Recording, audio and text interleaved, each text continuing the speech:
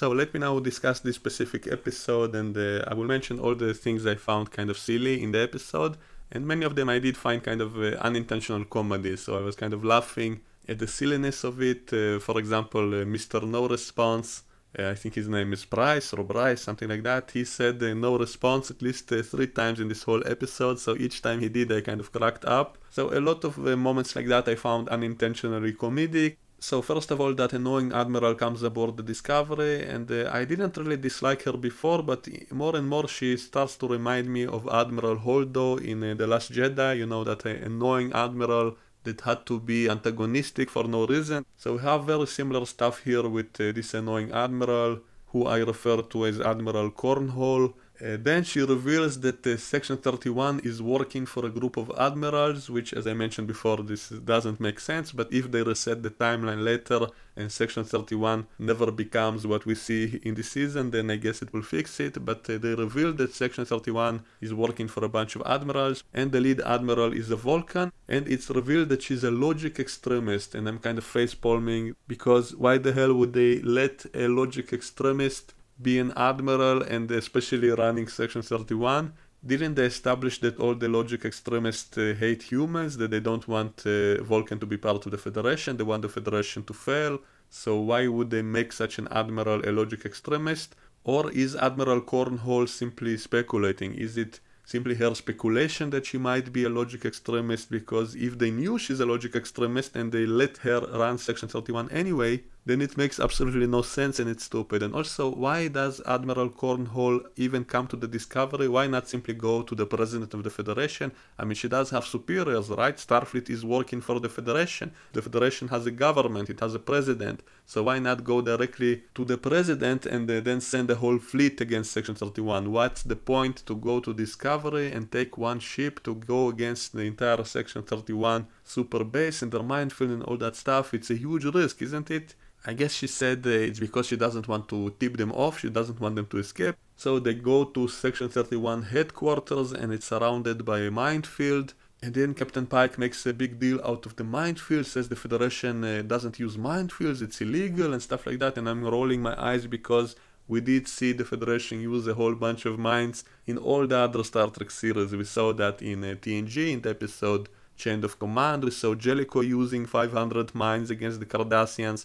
We saw Cisco using a minefield against the Dominion. We saw Janeway deploy mines from her ship. So that line here is so out of place, it makes me think these writers never watched the other Star Trek shows. Part of me kind of appreciates what they're trying to do with Pike. They're making him into a moral figure, kind of like Picard, always doing the right thing, always being all for justice and peace and all of that. But logically, even if you think about it, even if you dismiss all the other Star Trek series, in which we did see mines being used with no problem, even if we dismiss that, saying it's a different timeline or whatever because of the Klingon War again, still I would say it doesn't make sense, because are you really telling me you would be opposed to using minefields in the war that we saw, which the Federation almost lost? We saw that the Klingons almost attacked Earth, they almost destroyed all of humanity, and you're really making a speech about a bunch of mines? And these are not even cloaked mines, so what exactly is your problem? I guess the problem would be with cloaked mines which might endanger innocent civilian ships which might be passing through the area and they don't know there are a minefield there and it might hurt innocent people, then that's immoral. But we see that these mines are not even invisible, they are fully visible, so any ship approaching them would know there are mines there and then would not approach. So what exactly is the problem? There is no moral dilemma here. It's not really a morality problem, and so Pike comes across as simply kind of a pacifistic idiot, and so I don't like that. So this is a very stupid part of this episode, in my opinion, at least the way they presented it. I kind of appreciate that general idea, but they didn't do it well and it just comes across as stupid. And also the mines themselves are kind of stupid. They kind of ripped off the Shredder drones from the movie Battleship, which were basically ripping through stuff, attacking ships. So it's very similar here with these blade mines which are cutting through the hull. And also I found it funny that they said they cannot raise shields because the shields attract the mines. Are you telling me the mines don't have any other sort of sensor? Like they cannot see that the ship is there? Their ship doesn't even have any cloaking device, so the mines are not able to detect their ship, they can only detect the shields of the ship. And also, since they said all of this was done because of the Klingons, But we know that the Klingons were using cloaking devices, and we know that whenever you activate a cloak, the shield cannot work at the same time. So cloaked ships don't have shields, and therefore without shields they would not attract these mines, and so it doesn't really make any sense. It's really stupid. And even later when they do activate the shields, all the rest of the mines don't approach them right away. So anyway, this whole section of the episode was kind of silly.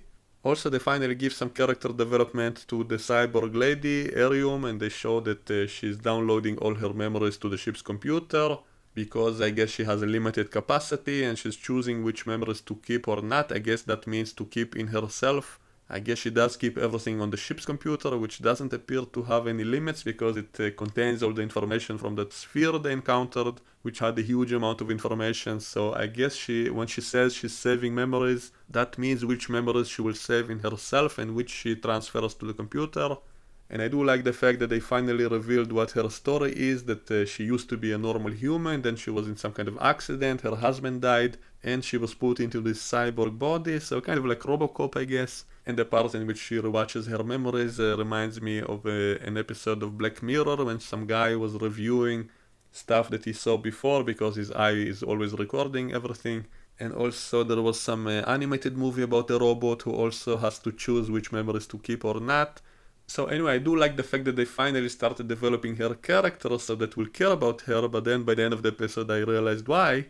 But I think that's something they should have done much earlier on for that ending to work, because they did it in such a rushed way in this episode that it wasn't really enough to feel an emotional attachment to her. So when spoilers, when she died in the end of the episode, I still didn't care, just because they gave her like a 2-minute quick recap of the stuff she's doing off duty, like they showed them in the mess hall and stuff like that. That's the sort of stuff we should have been seeing way before in this series. They should have had spent a few minutes once in a while to show the characters just talking in the mess hall, getting to know them a little bit, stuff like that, and maybe we would care about them. But they did it in such a rushed way. It kind of reminds me of what happened in the movie Batman vs. Superman, when they introduced all the other members of the Justice League, but they did it using kind of a PowerPoint presentation to quickly get it over with, to quickly show all their backstories, and that's it. So you don't have to actually show it in an actual movie, you simply quickly show kind of a recap of each character. So it felt a little bit like that, kind of too rushed, kind of quickly throwing some character exposition, some character development right before killing her off, so that that death will have some emotion. And it didn't really work for me personally. Like, it was all done very visually nice and all that stuff, but emotionally I didn't feel any connection, so they did it too rushed. And also I predict they will reveal she's not really dead, because we know that she downloaded all her memories to the ship's computer, and we saw in the short track when the ship was in the far future, it had a very advanced AI which was behaving like a human, so maybe it will turn out to be the same personality as Arium. She basically became part of the ship's computer, and that's the AI we saw in the short track. So if they actually tie it together, it will improve that short track as well, because I remember I was complaining about that AI being too advanced and so on. But if they reveal that it was actually a human who downloaded her memories into the computer and then had a whole bunch of time to evolve, then it could explain it. And so once again, if they tie it well, then maybe I will like it in the end. So what else did we have? Everybody are chorusing, everybody saying stuff like we're flying into a shitstorm and stuff like that, and I explained before why I think so much chorusing is not a good idea in Star Trek, and it doesn't fit the other Star Trek shows. There was that annoying moment with Pike when he was complaining and bitching about the minefield, which doesn't make sense. And also the Admiral told him that the reason they sent the Enterprise away was so that the best of Starfleet will survive if the Klingons win, and that doesn't really make any sense. Because why send away the most powerful ship which could help maybe tip the balance in the war? And so it's so silly. And is Pike even aware that the admiral he's talking with was responsible, that she was planning to commit genocide against the Klingons? So he's bitching to her about a bunch of mines, and yet he's talking to someone who was going to commit genocide, and maybe he doesn't know about that. So I find this whole situation very funny. Another dumb moment was when they were going against that minefield, and the half-faced chick at the helm said that sensors are showing the ship is upside down. And I'm like, what? What do you mean upside down? Aren't you in space? Like, is there an up and down in space? I guess maybe there is. Maybe in relation to that space station or whatever. Then they managed to go through the mines by acting irrationally, by plotting illogical courses through it, stuff like that. I don't know. It's kind of silly, but it kind of works. I don't know. It's kind of entertaining. And they talk with that evil Vulcan admiral on the screen, and then when they go to the station, they find her dead, frozen body, and then they realize the hologram they were talking to was not real, it was faked by that AI system, and that's how it's been controlling all of Section 31 for a while. I kind of predicted that right before it happened. The moment they showed the frozen bodies on the station, immediately I knew, oh, so they were all dead all along, and the holograms we saw were fake. And also they revealed that recording of Spock killing those people at the mental hospital was also fake. Actually, I think that's the first time we see this footage. They should have shown it to us earlier in the season, and then we could be speculating if it's real or not. So I think they should have shown us that earlier. And in the previous episode, they did show us what really happened through Spock's mind in that telepathic connection with the Telosians. And it showed us that he very quickly sedated them with the Vulcan nerve pinch. There was a scientific mistake when Saru scans those holograms with ultraviolet and says that he cannot detect their heat signature changing.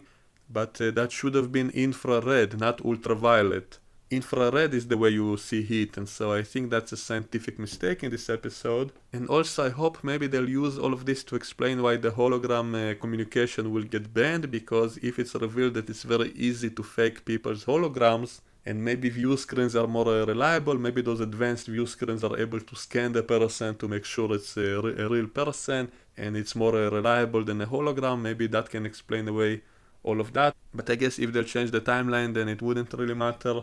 And they already explained the holograms not working on the Enterprise, and so maybe it's not really relevant anymore.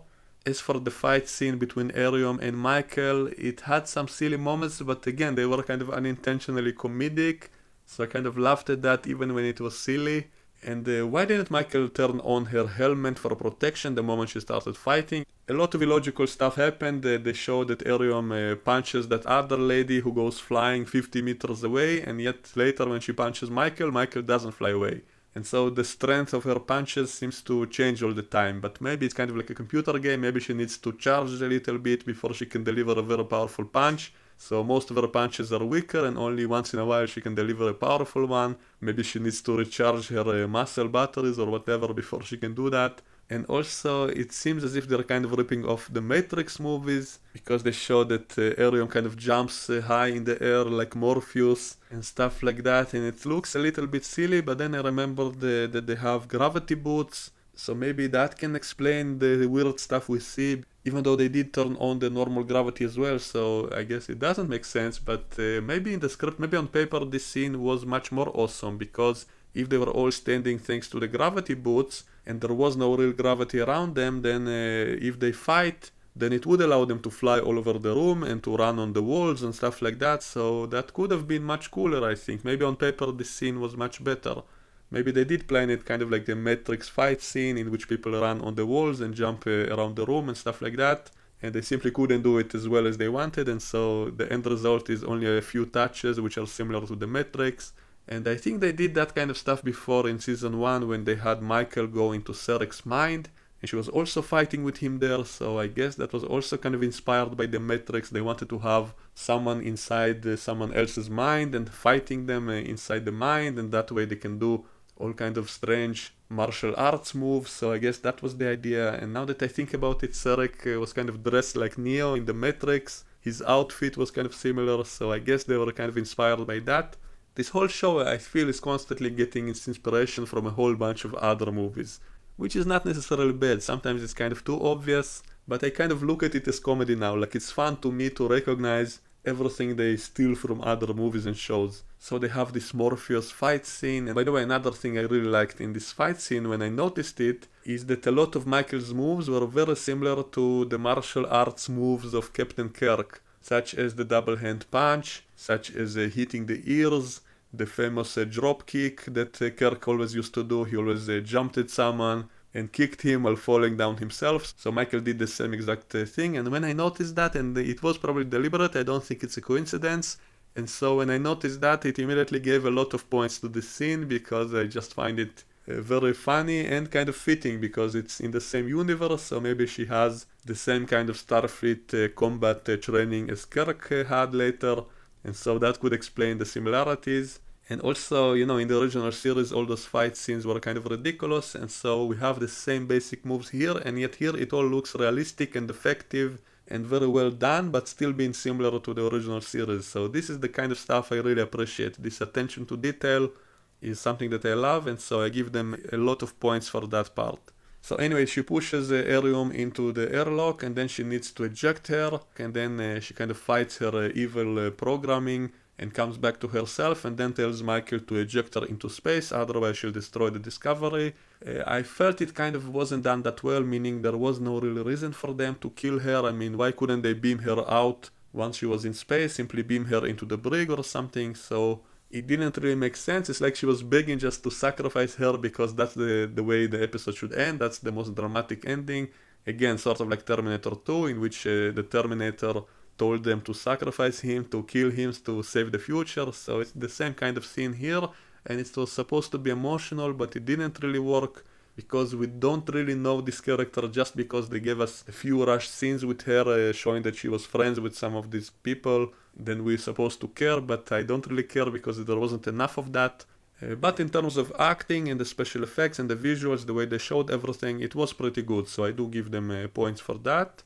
And as I said, I suspect she's not really dead because all her memories are in the ship's computer, and that means her consciousness might also manifest itself in the ship's AI later on, and maybe it will play a role later and so on. So maybe she's not really dead spiritually. And also right before her death, she revealed some important information to Michael. She said that everything is because of her. So that ties with what I said earlier about Michael being sort of like the John Connor of this story, which the AI tried to eliminate before she became a danger. And that will probably tie in the end of the season to what I said about her traveling back in time to try to save her parents and maybe fix the timeline. The whole Flash paradox kind of thing they'll probably do in the very end of the season. So we have another clue for it here. And also she tells Michael to find Project Daedalus, which is the title of this episode. And at first I thought maybe that will be the place in which this Skynet is residing, because it's not in this starbase for some reason. I expected them to blow up this starbase, yet they don't blow it up in the end, and I guess this evil AI is not here, it's another place. So maybe Project Daedalus is the Cyberdyne of Section 31, where they're developing this AI. They also revealed that it stole some of that information they had from the sphere about artificial intelligence, because it wants to upgrade itself to become fully conscious. So I guess it's not fully conscious yet. Then how is it making all these decisions? Another possibility is that Project Daedalus is actually the Red Angel technology, the suit that the Red Angel is using. Maybe that is Project Daedalus, and that might be tied with an episode of Enterprise in season 4. There was an episode called Daedalus in which we saw the inventor of the transporter, and he said that he's working on a super transporter that will be able to send people from planet to planet in distant star systems. Basically a long-range transporter, which we did see other species use in Star Trek, and in the JJ movies we saw that, and also the Iconian technology and stuff like that, so we do know that's possible. But that scientist in Enterprise said that he figured out it will never be possible. But the episode name was Daedalus, and there was no explanation in the episode itself why it's called that. So it's possible that maybe the project he started was actually continued and it was called Daedalus. So maybe when Michael finds it, it will have the Red Angel suit, or maybe some element of it which will allow it to teleport across the galaxy, because when we saw the Red Angel appearing all over the place, it's more than just time travel, because in all the previous Star Trek shows, usually when you time travel you still remain in the same place. And yet the Red Angel is able to appear all over the galaxy, and so it's using some kind of advanced transporter. Also, when we saw a close-up of it when Saru was looking at the Red Angel, we saw it disappearing, and it did look very similar to the special effect in the TNG episode The High Ground, which was about a group of terrorists who are also using some kind of advanced transporter, and the way they appeared and disappeared in kind of a strange flash of light looked really similar to the way the Red Angel disappeared. And so I guess they will reveal that the Red Angel is using a long-range transporter to be able to do everything we saw. And so maybe that's Project Daedalus, and that will also neatly tie with the Enterprise episode, which was a prequel 100 years before. So if they do that, I would be very happy, because I always appreciate attention to detail and tying things together cleverly. So I hope they'll do that. And so I'm actually looking forward to the next 2 episodes. If they do it right, and I hope they will, it might actually turn out to be not such a bad season after all. maybe all the stupid things will get explained away, and when we finally get to see everything from the Red Angel's point of view, then everything will become much clearer. I still think they might do a twist. Maybe it will not be Michael, maybe it will be Giorgio, or maybe someone else. And maybe there will be a twist that the Red Angel is not good at all, because even though we saw it do a lot of benevolent actions, but we don't know the full story. We don't yet know exactly all its reasons for what it did. And so maybe in the far future, all those things will have some nefarious reasons for it. So it's possible they will do some kind of clever twist. And when Michael goes back in time to save her parents, maybe in the very end she'll choose not to do that. Kind of like the Flash paradox, in which she will have to sacrifice herself for the good of the galaxy. Also similar to the movie Butterfly Effect, in which the hero had to sacrifice his own life to save his friends and stuff like that. So that would be also an interesting twist. So I think if they do it well, it might be great. It might be epic. And so I hold my fingers. I do want them to do it well. And I really hope they don't screw this up, because the potential is here for something great and very clever and neat and nice and interesting. And if they do it, I will forgive a lot of the stupid things. So that's my opinion on this episode. Let me know what you think in the comments below and we can discuss it, and I will see you all next time. Bye bye.